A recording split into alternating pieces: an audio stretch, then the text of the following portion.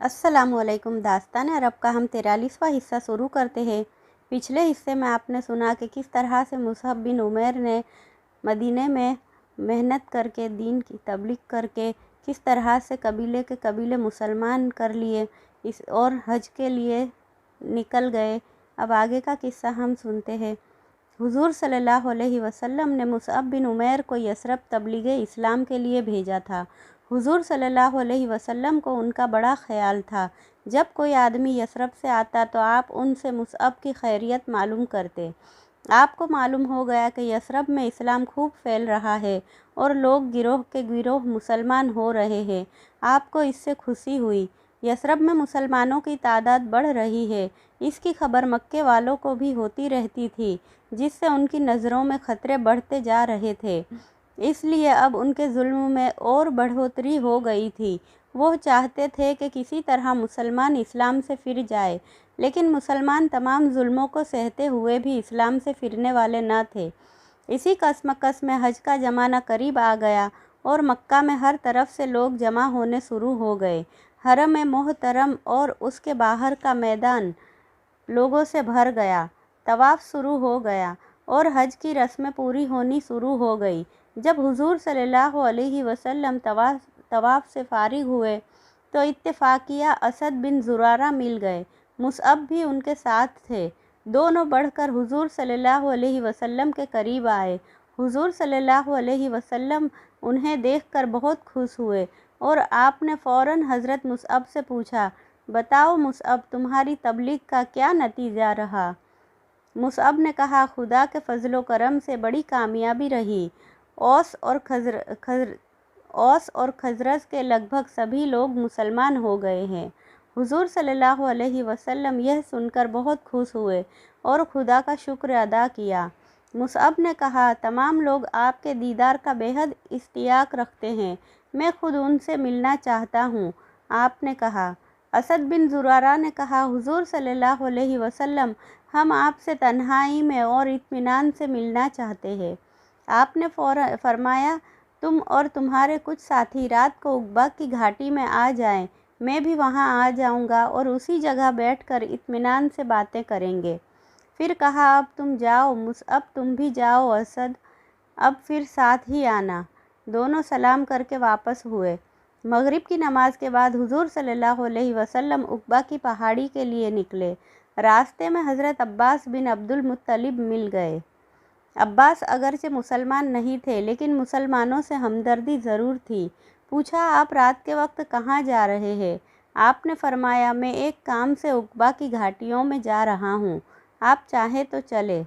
چلوں گا، عباس نے کہا، مجھے قوم کی طرف سے ڈر ہے کہ کہیں وہ آپ کو نقصان نہ پہنچائے۔ اندیشہ نہ کرو، خدا میرا حمایتی اور مددگار ہے۔ دونوں چلے اور چل کر عقبہ کی گھاٹی میں پہنچے۔ یہاں یثرب کے بہت سے مسلمان پہلے سے موجود تھے۔ سلام اور مصافحہ کے بعد آپ ایک پتھر پر بیٹھ گئے۔ آپ کے سامنے تمام لوگ ادب سے بیٹھ گئے۔ اسد بن زرارہ نے چھیڑا، حضور صلی اللہ علیہ وسلم پر میرے ماں باپ فدا ہوں، آپ ہی کی بدولت گمراہی کے اندھیرے سے نکل کر ایمان کے اجالے میں آئے ہیں۔ ہم کو یثرب والوں نے وکیل بنا کر آپ کی خدمت میں بھیجا ہے۔ ہم آپ کو یثرب چلنے کی دعوت دیں، یقین ہے کہ آپ ہماری درخواست قبول فرمائیں گے۔ حضور صلی اللہ علیہ وسلم نے فرمایا، مجھے یثرب والوں سے غائبانہ محبت ہے، مجھے ان سے ملنے کا بے حد شوق ہے۔ اللہ جیسے ہی چاہے گا کہ میں یثرب پہنچوں تو میں یثرب پہنچنے میں کوئی کوتاہی نہ کروں گا۔ یثربی یہ سن کر بہت خوش ہوئے۔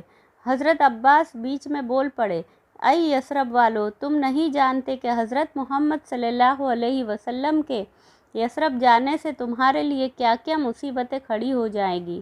پورا عرب تمہارے خلاف ہو جائے گا، سارے قبیلے تم سے لڑنے لگیں گے، ہر قبیلہ تمہارا دشمن ہو جائے گا۔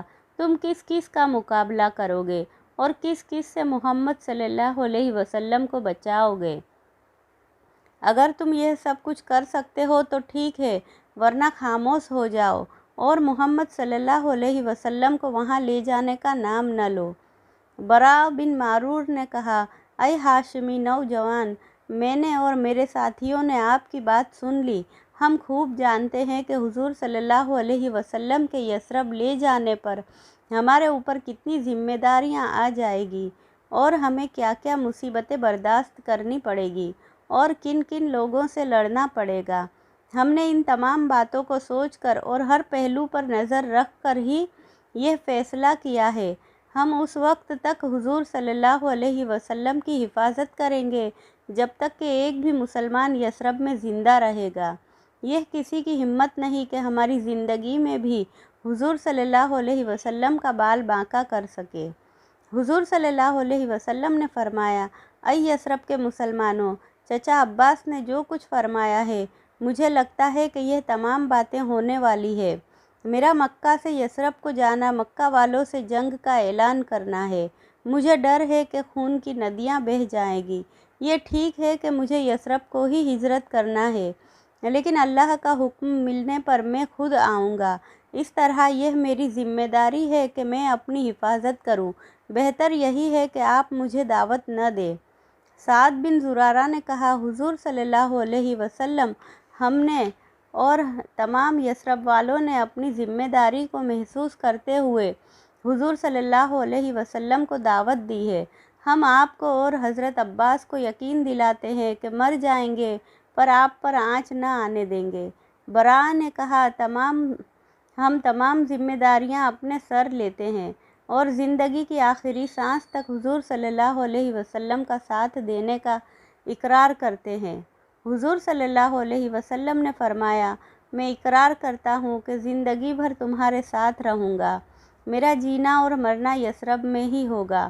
براء نے کہا، حضور صلی اللہ علیہ وسلم، ہاتھ بڑھائیے۔ ہم آپ کے ہاتھ پر ہاتھ رکھ کر ان تمام باتوں کا اقرار کر کے بیعت کرتے ہیں۔ حضور صلی اللہ علیہ وسلم نے ہاتھ بڑھایا اور ہر یثربی مسلمان نے آپ کے ہاتھ پر ہاتھ رکھ کر بیعت کی۔ یہ بیعت سن 13 نبوی میں ہوئی۔ بیعت سے فارغ ہو کر تمام مسلمان خاموشی سے ایک ایک دو دو کر کے بکھرنے لگے۔ یہ احتیاط اس وجہ سے کی جا رہی تھی کہ کسی طرح مکہ کے کافروں کو اس بیعت کا حال معلوم نہ ہو سکے۔ آگے کا قصہ ہم اگلی ویڈیو میں سنیں گے۔ تب تک کے لیے اللہ حافظ۔